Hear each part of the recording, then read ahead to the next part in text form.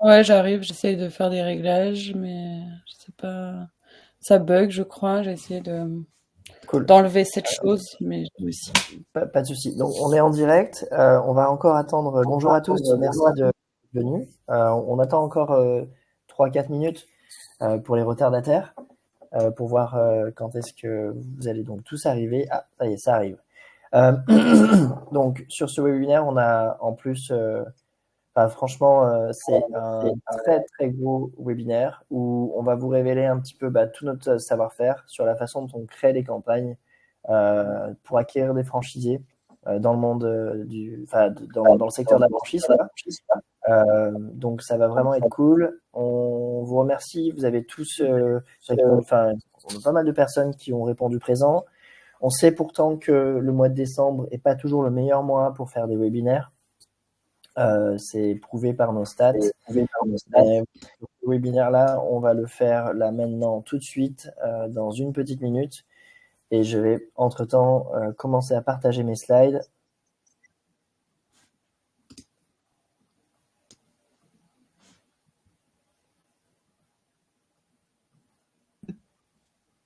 Hop là.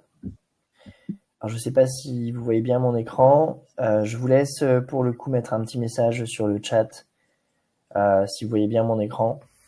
Moi, je ne vous vois plus. Donc voilà, je veux plein d'énergie sur ce webinaire. J'en ai besoin. Je suis positif au Covid.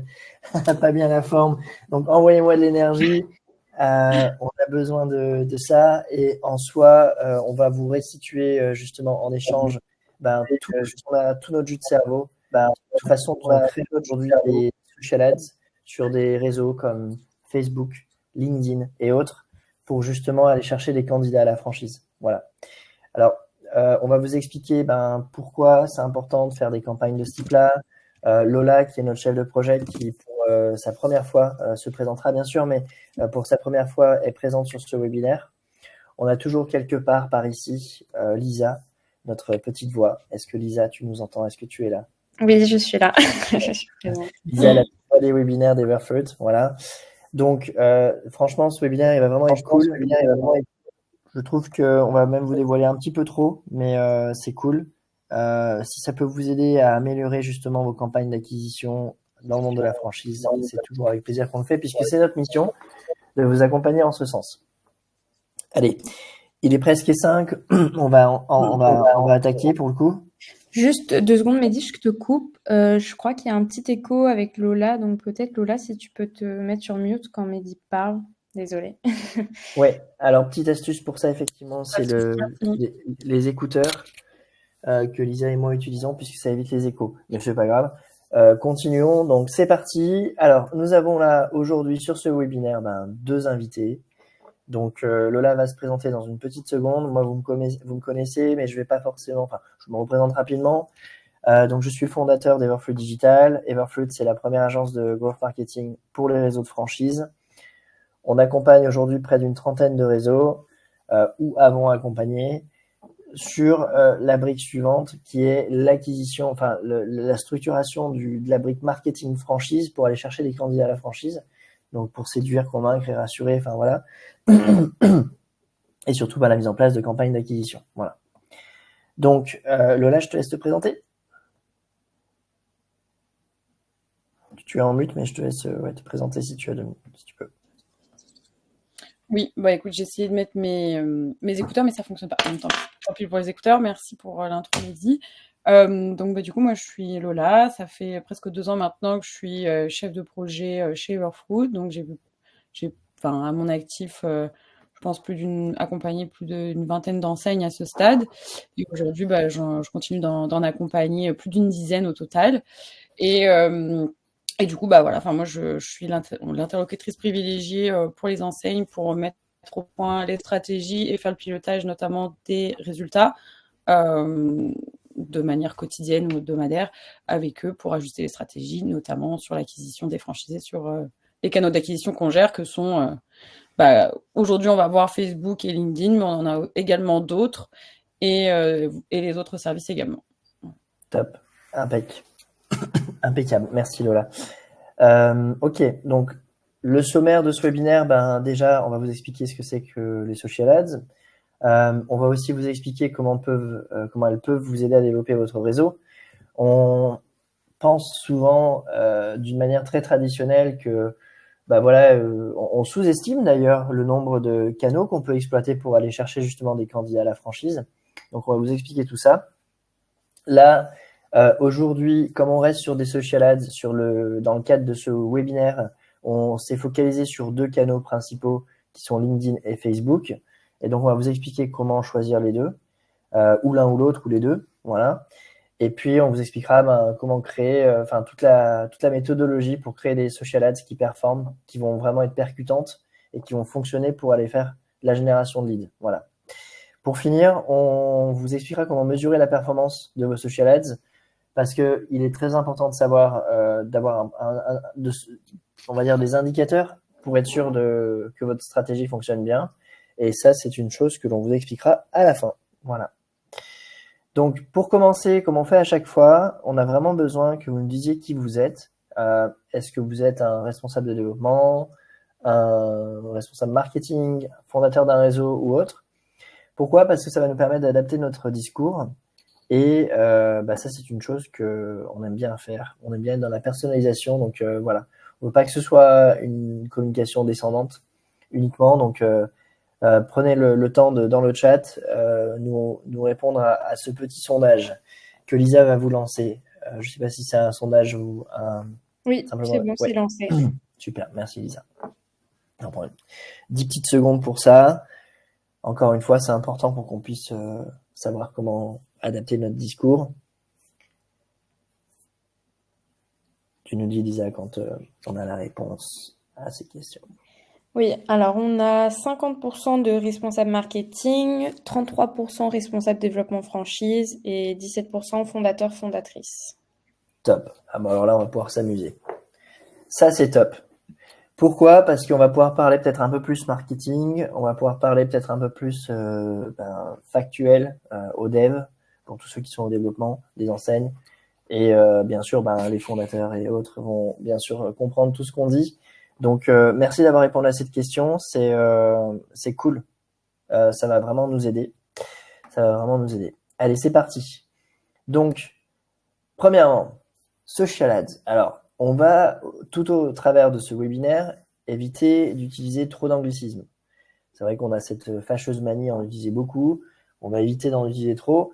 Voilà. Après, social ads, c'est un mot qu'on ne peut pas forcément changer. C'est potentiellement ce qu'on pourrait dire des posts sponsorisés pour lesquels on paye pour donner de la visibilité sur les réseaux sociaux, tout simplement. Donc, c'est des publicités en somme qui sont diffusées et qui sont facturées en fait en fonction de différents facteurs, en fonction du nombre de clics, d'impressions, etc. sur les réseaux sociaux comme LinkedIn, Instagram, Facebook et même d'autres, qu'on n'utilise pas forcément, mais TikTok et compagnie, qui proposent en fait ce système de publicité payante comme on pourrait aussi avoir sur Google Ads. Voilà. Donc c'est en somme une manière de diffuser un certain type de contenu en ciblant une audience avec un message précis. Voilà. Donc pour le moment, je pense que c'est assez simple. Voilà ce que sont les social ads. On va passer à la prochaine slide. Hop. On vous donne quelques exemples de campagnes qu'on a pu faire par le passé. On peut en avoir effectivement. Je suis actuellement justement en déplacement sur Strasbourg près de ce client, les Chérubins, qui compte à peu près une 300 crèches, micro-crèches. Voilà, donc pour eux, on les accompagne sur la recherche de candidats à la franchise sur le plan national avec des annonces sponsorisées sur Facebook et d'autres canaux qu'on exploiterait aujourd'hui. Voilà. Après, il y a un autre exemple qui est pas mal et que merci Lisa de l'avoir mis là, c'est des campagnes locales. On se rend compte de plus en plus que ça marche bien. C'est d'aller faire des campagnes sur une zone géographique ciblée avec soit une opportunité de reprise, par exemple Régis, la compagnie de déboucheurs, tu as éventuellement quelqu'un que tu recherches sur la région de Bordeaux, ce qui est le cas là pour Cuisine Plus, tu vas pouvoir cibler en fait la zone de Bordeaux et les alentours en y allouant un budget précis et en ayant un message qui soit vraiment percutant, puisque je veux dire, reprenez notre concession la compagnie des boucheurs à Bordeaux, c'est hyper parlant pour la personne qui serait potentiellement justement à la recherche d'une opportunité en franchise sur ce secteur-là. Voilà. Alors, je prends l'exemple de Régis, mais il y en a d'autres aussi. Groupe éthique et santé aussi, on va faire des campagnes identiques au Chérubin sur du sur du national. Voilà. Donc ça, ce sont des campagnes qui vont faire sortir un formulaire directement sur le réseau, sur Facebook par exemple, et on va pouvoir capturer le lead, capturer l'information du potentiel candidat. Voilà. Je vais avancer, sachant que Lola va pouvoir ajouter quelques petites choses par rapport à ça, puisqu'elle maîtrise bien le sujet aussi.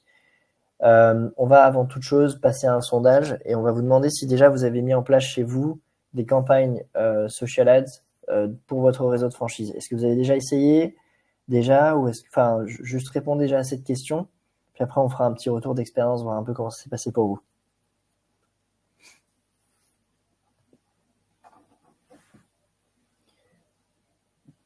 Je te laisse lancer le sondage, Lisa, et me dire quand c'est bon.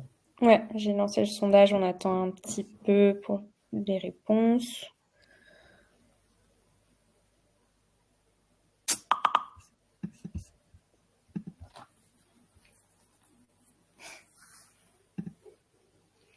Allez, je pense qu'on a quelques réponses déjà. Oui, pour l'instant, on est à 75% oui, 25% non, mais j'aimerais bien. Ok, alors intéressant. Les personnes qui ont dit 25% non, j'aimerais bien.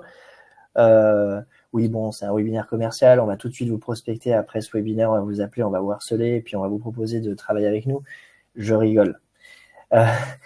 Ce qui m'intéresse par contre de savoir pour ces 25% de personnes, c'est est-ce que vous avez aujourd'hui un petit peu, vous avez essayé de creuser un peu le sujet en amont avant de potentiellement vous lancer. Quand vous dites que vous aimeriez bien, et pourquoi d'ailleurs, quand vous dites que vous aimeriez bien, est-ce que c'est parce que vous avez d'autres canaux que vous utilisez qui performent peut-être moins? N'hésitez pas à nous mettre dans le chat et Elisa, je te demanderai de récupérer l'info par rapport à ça. Après, ce que je vais demander, c'est par rapport aux autres 75% de personnes. Aujourd'hui, est-ce que ça marche pour vous? Quel est votre retour d'expérience que vous avez sur cette utilisation des social ads? C'est assez important ce dont on parle là, donc c'est pour ça que je me permets de passer un petit peu plus de temps là-dessus.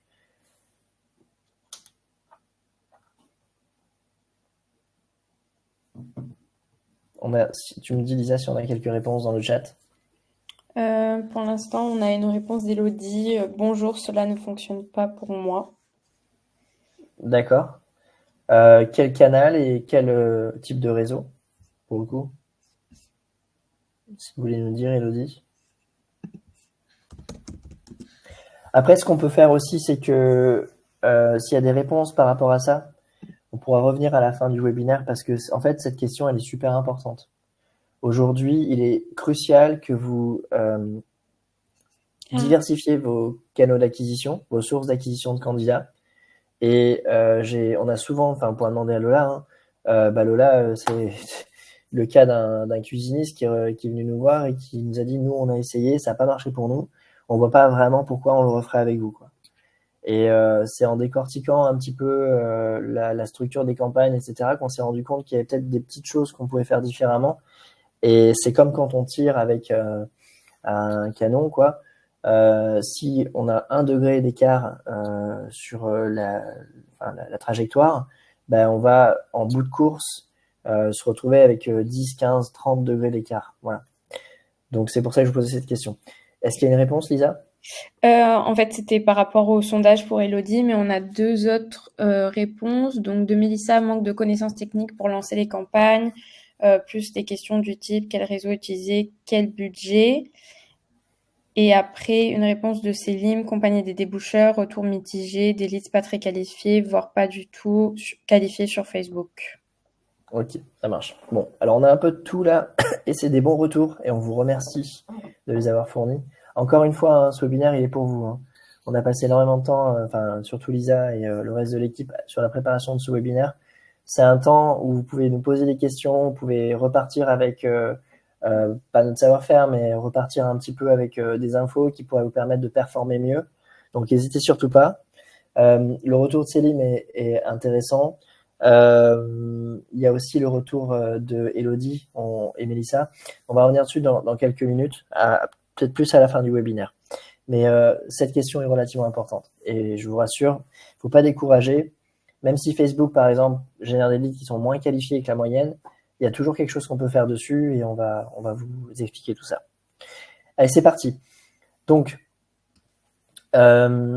rapidement, les social ads peuvent vous aider à plusieurs choses, que ce soit pour faire de l'acquisition de franchisés, soit éventuellement faire de la notoriété, faire connaître votre réseau, ou même aller chercher des clients finaux. Voilà. Donc, en soi, c'est un très bon outil qui vient en addition de toutes les campagnes Google Ads et autres que vous pourriez faire. Voilà. Nous, on s'en sert beaucoup pour promouvoir aussi des livres blancs. Ce qui nous permet après de capturer un lead qui sera peut-être un prospect froid. C'est pas quelqu'un qui va forcément être intéressé pour acheter les services d'Everfruit. Mais après, par contre, on va le travailler avec le marketing, avec du marketing automation, etc. Et moi, je vais contacter cette personne en tant que commercial qu'à partir du moment où il aura émis certaines actions sur notre site et qui sera un peu plus mature, un peu plus mûr pour éventuellement avoir une discussion business et voir s'il n'y a pas d'intérêt de bosser avec la personne. Lola, je te laisse faire celle-ci. Yes. Alors du coup, ça reprend, je pense, une des questions que Mélissa nous posait. Et en plus, on prendra le temps aussi de répondre à l'autre partie après, tu verras. Mais la question du coup de se dire quel réseau choisir entre les deux réseaux sociaux principaux, en tout cas pour faire de l'acquisition en franchise, plutôt LinkedIn ou plutôt Facebook. Alors du coup, par rapport aux critères d'audience, donc en fait, à qui on va vouloir adresser notre message, quel qu'il soit, il faut avoir en tête que Facebook va avoir une audience de base où il y a beaucoup plus d'utilisateurs. Et il faut savoir aussi que ce qui fait la différence entre Facebook et LinkedIn au niveau des audiences, c'est le troisième point aussi à droite, c'est qu'en fait, il va y avoir des critères plus professionnels sur LinkedIn, puisque c'est un réseau professionnel. Donc, on va pouvoir sélectionner des types de postes, des années d'expérience, pour citer quelques éléments, tandis que sur Facebook, on va plutôt avoir des critères, on va dire, démographiques, des critères d'intérêt. En fait, il faut juste se dire, faut se mettre un petit peu dans le contexte de on est un utilisateur de cette plateforme-là et quelles sont les informations que moi je remplis sur cette plateforme. Et ça peut devenir des critères de ciblage pour de la publicité en fin de compte. Donc, c'est comme ça qu'on va différencier Facebook et LinkedIn, principalement pour les audiences. Il faut savoir aussi que sur LinkedIn, c'est le point du milieu. On va avoir un coût par clic plus élevé, plus coûteux, et ce qui fait que généralement, les leads provenant de LinkedIn vont coûter plus cher. Mais ça rejoint au final le fait que LinkedIn, c'est une plateforme un petit peu plus select sur les critères et sur le nombre d'utilisateurs également. Donc voilà, notre conseil ici. Oui. Pardon, vas-y Lola.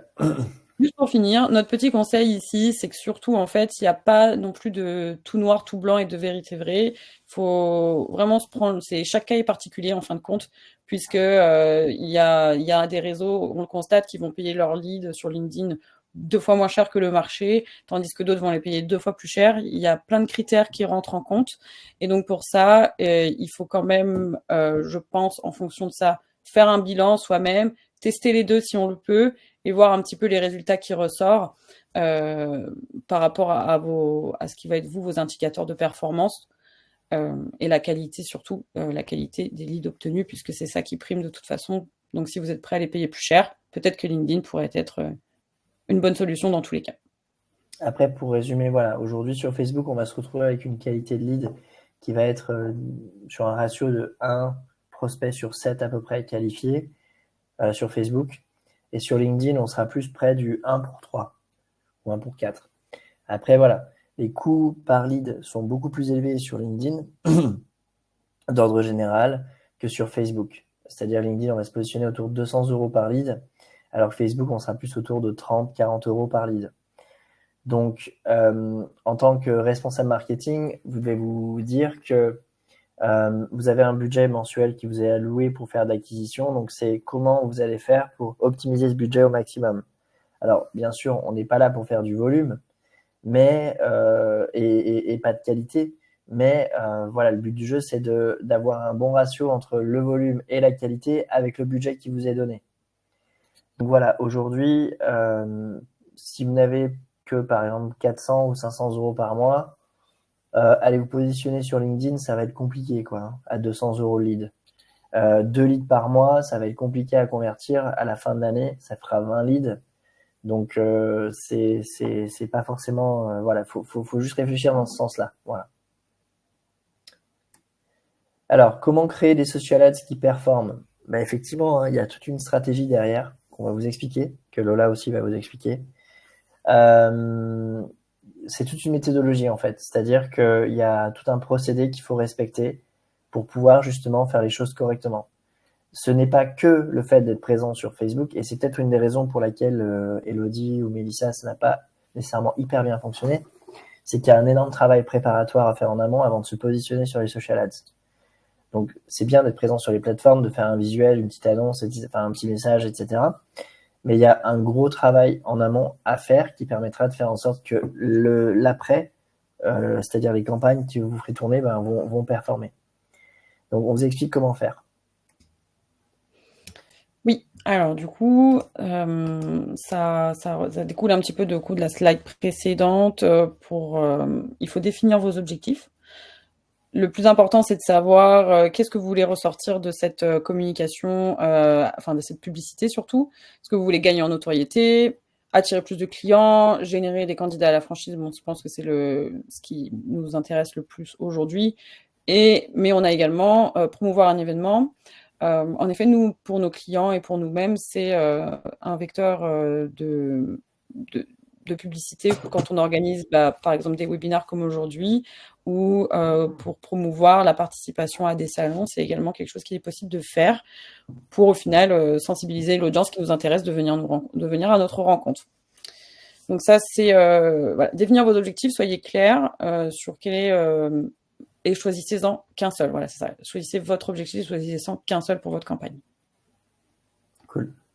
Alors, effectivement, précisez aussi de là qu'au niveau des algorithmes et au niveau de la structuration des campagnes, on peut définir un objectif et qu'on va dire justement à la plateforme et à l'algorithme, moi, mon objectif pour ce post sponsorisé là, c'est de faire de la notoriété. Ou alors, c'est de faire de la génération de leads, ou alors c'est de faire de la promotion d'un événement, etc. Oui, en effet, merci Mehdi. Les plateformes ont des solutions, on va dire, des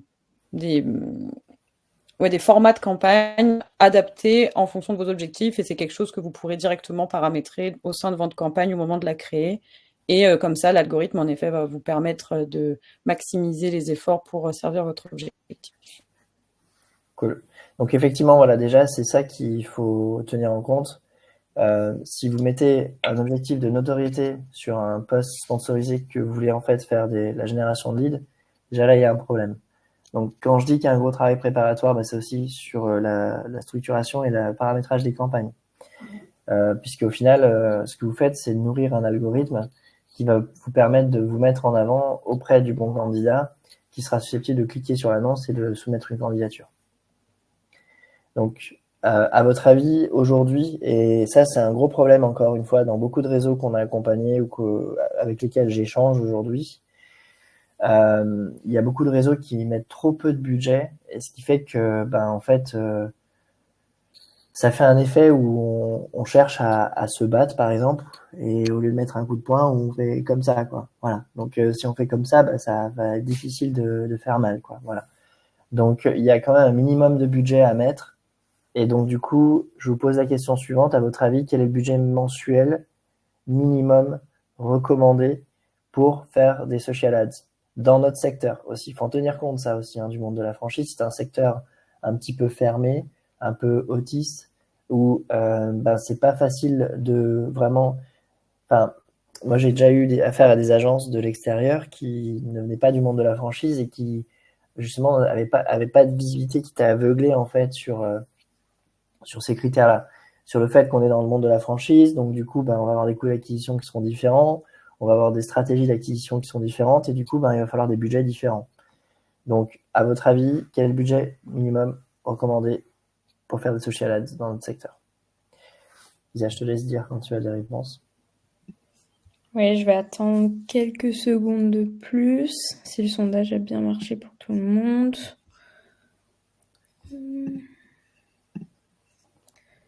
Pour l'instant, on a 50% 500, 50% 1000 euros par mois. Ah, plus 500 maintenant. 67% pour 500. Ok, ça marche.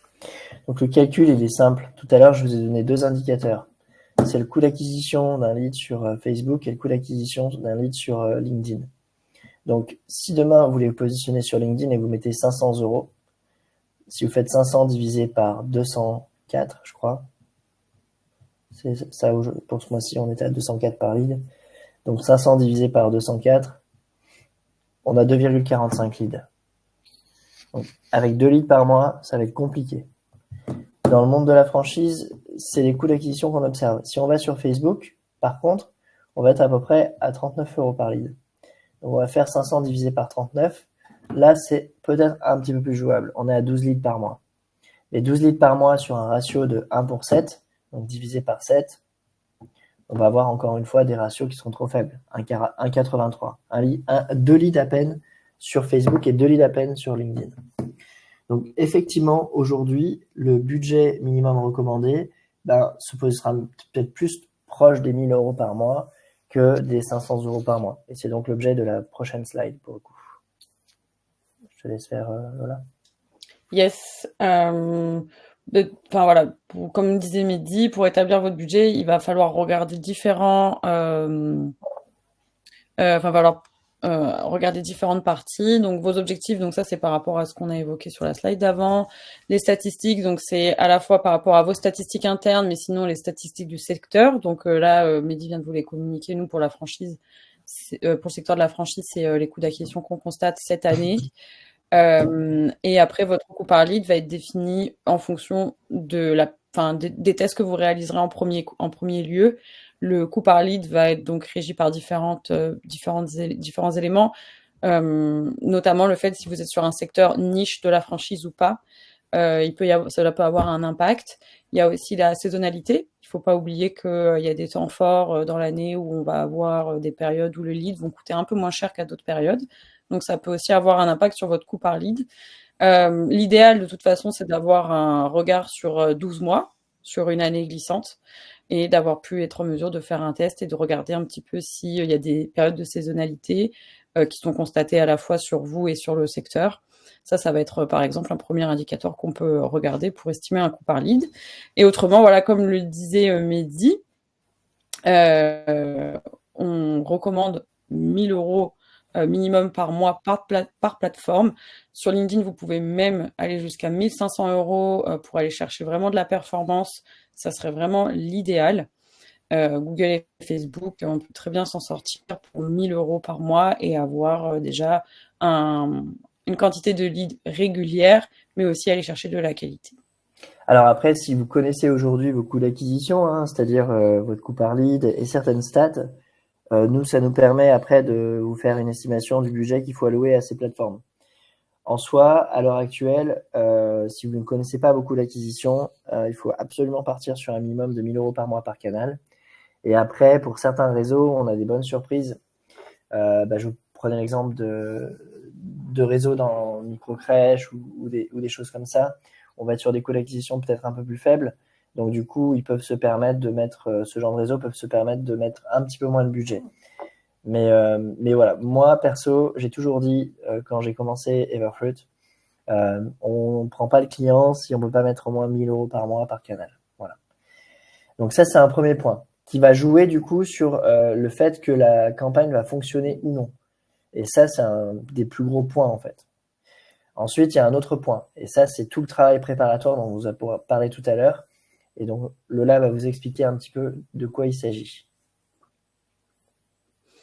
Ouais, donc pour définir pour travailler sur votre stratégie d'acquisition, purement l'approche marketing, en fin de compte, je pense que les responsables marketing reconnaîtront cette démarche où en fait, c'est vraiment la volonté de se positionner en face de notre audience idéale avec le message le plus approprié.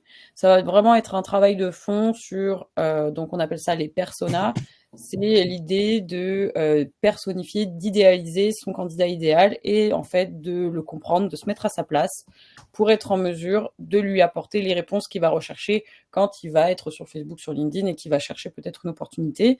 Le but, c'est que nous, on soit vraiment là au bon moment, au bon endroit, avec le bon message. Et ce travail de persona permet vraiment de faire ce travail de matching, en fait, de correspondance entre ce que nous, on a à offrir et ce dont votre audience a besoin.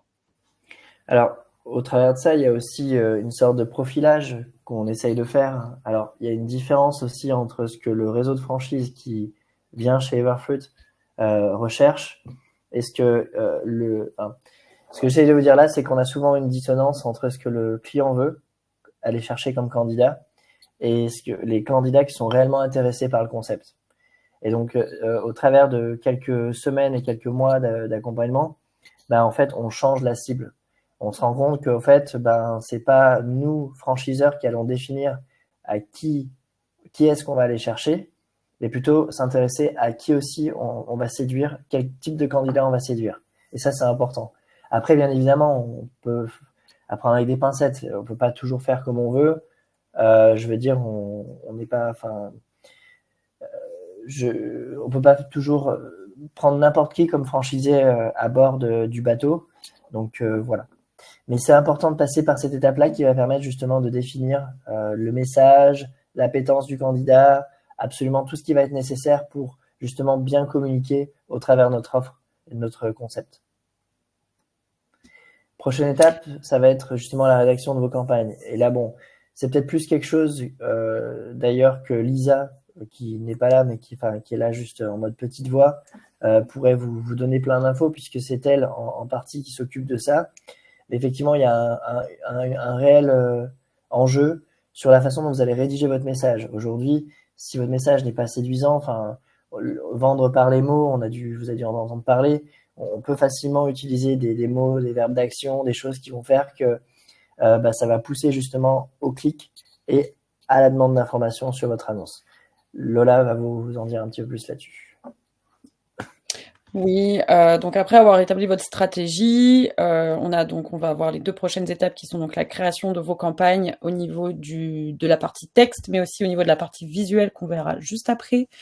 Donc on a voulu vous partager des petits conseils et surtout des éléments vraiment concrets sur lesquels vous pouvez vous appuyer pour créer vos prochaines annonces. Tout simplement, ça ressort vraiment d'observations et d'analyses que nous, on a menées ces derniers mois et années au sein de l'agence par rapport à tous les clients et réseaux qu'on a accompagnés. Et voici ce qui ressort en termes de petits conseils à appliquer rapidement. Donc, adressez-vous directement à votre public cible. Donc, ça revient à vous adresser à votre persona, vos ou votre persona. Mettre en avant, bien sûr, la valeur que vous avez à lui apporter. Donc, ça, c'est ce qu'on fait notamment au moment du travail de la stratégie. Ensuite, il faut avoir en tête que les personnes qui sont sur les réseaux sociaux passent leur journée ou beaucoup de temps à scroller. Leur temps d'attention, il est vraiment très, très faible. Donc, l'idée, c'est vraiment de les attirer du regard à travers une ou deux, je crois que c'est 2 secondes. En 1 seconde, il faut réussir à capter leur regard. Donc, c'est pour ça que nous, on va mettre un point d'honneur sur l'accroche. Donc, la première phrase, ici exactement, ce sont les 125 premiers caractères, vous savez, qui vont être affichés en haut. Et après, on va avoir un petit voir plus, si on veut voir plus. Mais du coup, dans un premier temps, les internautes ne voient que ces 125 premiers caractères. Donc, il faut que ce soit hyper attractif. Ensuite, en 3e point, il va y avoir la gestion des emojis, on va dire. Oui. Notre recommandation, c'est d'en avoir 2 max par pub et sur Facebook, et un seul sur les pubs LinkedIn. On a remarqué en effet que c'était pas forcément ce que les algorithmes valorisaient. Le fait qu'il y ait trop d'emojis, ça peut être un peu considéré comme quelque chose de tout beau, tout rose, un peu trop beau, pas assez sérieux pour être mis en avant. Et pour le coup, ça peut desservir en fin de compte la diffusion de vos annonces que de mettre trop d'emojis. En tout cas, nous, on l'a constaté dans le B2B. Dernier point pour la partie rédactionnelle, notre meilleur conseil, c'est de toujours utiliser des appels à l'action qu'on peut vulgariser en marketing en disant CTA, puisqu'en anglais c'est Call to Action. Et en fait, c'est juste des tout petits mots, voilà, devenez franchisé, vraiment, enfin, quelle est l'étape pour aller à l'étape, enfin, voilà, qu'est-ce qu'on doit faire pour aller à l'étape d'après? Devenez franchisé, rejoignez-nous, contactez-nous, en savoir plus. Voilà, ça leur donne vraiment on va dire, une fois qu'ils ont lu toute l'annonce, ils vont arriver, leur regard va se poser sur ce call to action, cet appel à l'action. Et là, ils vont se dire, ah oui, voilà, c'est parti, je clique ici et je vais à l'étape suivante. C'est en tout cas, on a constaté que c'est ce qui fonctionnait le mieux dans les annonces d'acquisition franchise, de toujours en mettre. Top. Donc effectivement, oui, ce sont là 4 critères qui sont relativement importants sur la partie rédaction de vos annonces.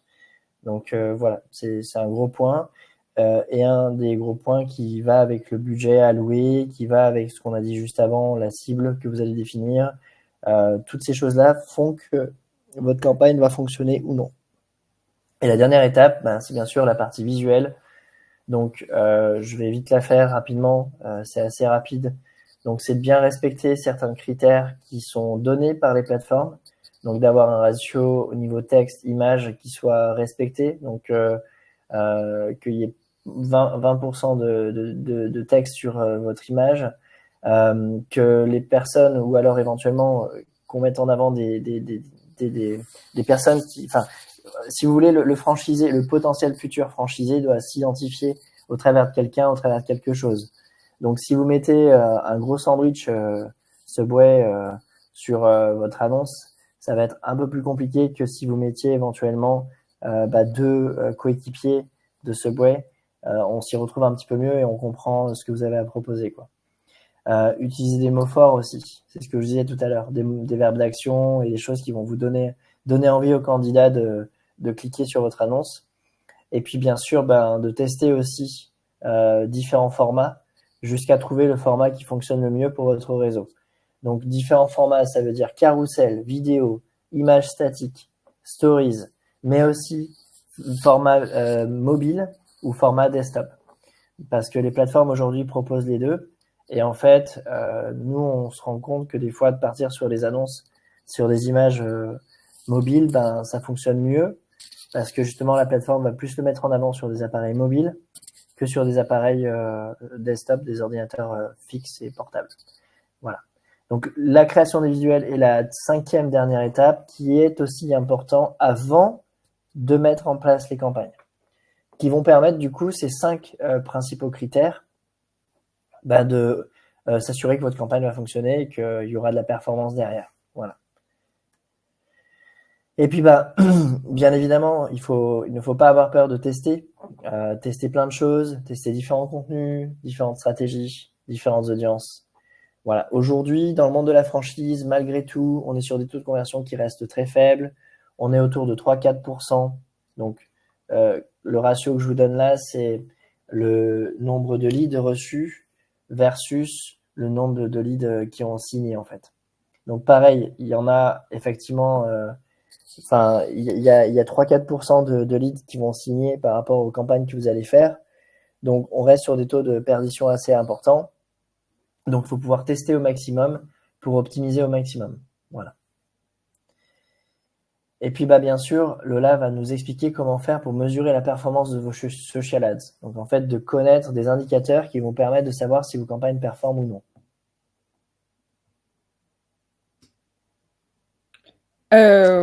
Oui, enfin, en tout cas, il y a des indicateurs plus ou moins importants. Les plateformes nous en fournissent énormément et on peut vraiment aller dans le détail, etc. Mais on va dire, pour une première expérience et quand on n'est pas forcément traffic manager et qu'on n'a pas toujours le nez dans ce type d'indicateurs, nous, on recommande certains qui sont principaux. Donc, le taux de clic au travers du CTR, donc c'est l'indicateur à rechercher, le CTR, ça sera en pourcentage et ça va être en fait un indicateur sur l'attractivité de votre annonce, le taux de clic tout simplement, et de mesurer la pertinence de votre annonce en fonction de l'audience choisie. Ça va vraiment vous permettre d'avoir cette visibilité-là. Ensuite, on a le coût par clic. Donc ça, c'est le CPC qu'on retrouve sur toutes les plateformes également. Là, ça va être donc en euros. Le coût, donc ça va vous permettre d'avoir une visibilité sur le prix que vous payez et du coup avoir directement un impact sur votre coût par lead également. Et en dernier, ce que nous, on regarde beaucoup, c'est les impressions. Les impressions, c'est la diffusion, c'est le nombre de fois que votre annonce est diffusée. Bien sûr, un exemple, quand on va lancer la campagne, généralement, on va observer les impressions qui vont augmenter, puisque le but, c'est que votre publicité soit de plus en plus diffusée. Elle va arriver à un stade où elle va être à son apogée, et puis après, elle va recommencer à descendre tranquillement, progressivement, pour au final être plus du tout diffusée. Et c'est par exemple un indicateur du fait que votre annonce a été diffusée trop de fois auprès de la même audience et que du coup, elle a moins d'attractivité, donc moins de clics, et du coup, automatiquement, les algorithmes vont moins la diffuser. Ça peut être un des mécanismes qu'on repère grâce aux impressions, et c'est pareil, du coup, ça peut être un indicateur pour nous faire comprendre qu'il est peut-être temps de renouveler les visuels ou les annonces, en tout cas qu'il faut regarder un petit peu ce qui se passe puisque la diffusion est en baisse. En tout cas, voilà, ça, ce sont vraiment des critères pour monitorer, on va dire, vraiment pour arbitrer la performance des campagnes de manière quotidienne, hebdomadaire, si vous avez l'opportunité de vous mettre dessus toutes les semaines, idéalement pour regarder ce qui se passe d'une semaine à l'autre. Autrement, la finalité, et ça c'est le dernier critère, et pour nous le plus important de toute façon, c'est le retour du terrain, des devs, des coups de fil qu'ils vont avoir, des rendez-vous qu'ils vont pouvoir décrocher sur les leads qui vont être générés, et donc au final c'est la qualité qui prime avant tout. Cool. Alors, voilà, on a fini en soi. Donc, vous avez vu que pour mettre en place des social ads sur les réseaux sociaux, il y a quand même quelques critères à respecter en amont. Et effectivement, on n'est pas passé non plus au travers de tous les critères, mais on a pu quand même voir qu'il y a une méthodologie à respecter, il y a des canaux qui peuvent performer. Et ce que je vais faire, je vais profiter de ce temps-là pour justement poser quelques questions à Mélissa et Elodie pour maintenant vous demander si vous pensez que par rapport à ce que vous avez vu là, s'il y a des choses que vous pourriez éventuellement améliorer de votre côté pour faire en sorte que ça fonctionne. Alors, juste pour préciser, finalement, Elodie, c'était un problème avec le sondage lui-même, pas ok. Pas pour le réseau. Et Mélissa a répondu, vous avez répondu à nos questions, c'est top, merci. Bon, ok. Donc après, voilà, Lisa, Lola ou même moi-même, principalement, je suis la vitrine de l'agence, donc c'est plutôt vers moi que je vous encouragerais à revenir.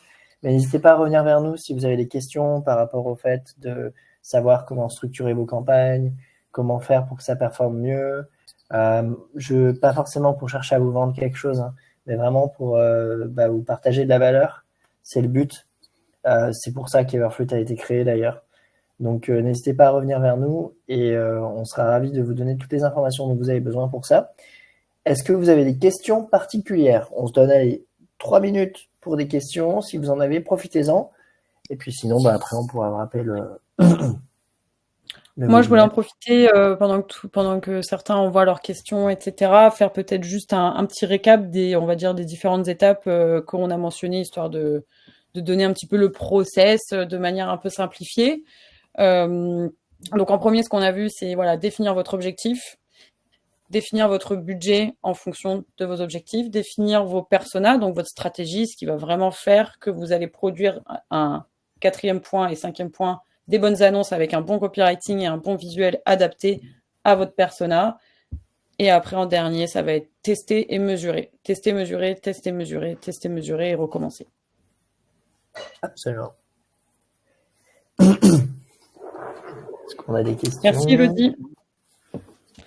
Il y a Elodie qui dit merci à toute l'équipe Everfruit pour les informations. Donc, ravi si ça t'a plu, Elodie. Top. Alors, je vois pas les questions. Moi, j'ai toujours mon écran partagé, donc c'est pour ça que... Ah oui. Oui, non, pas de questions pour l'instant. Ok.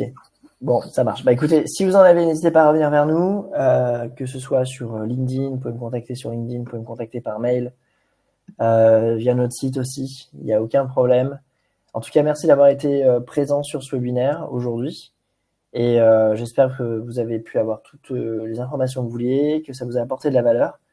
Et puis, je vous souhaite une excellente journée.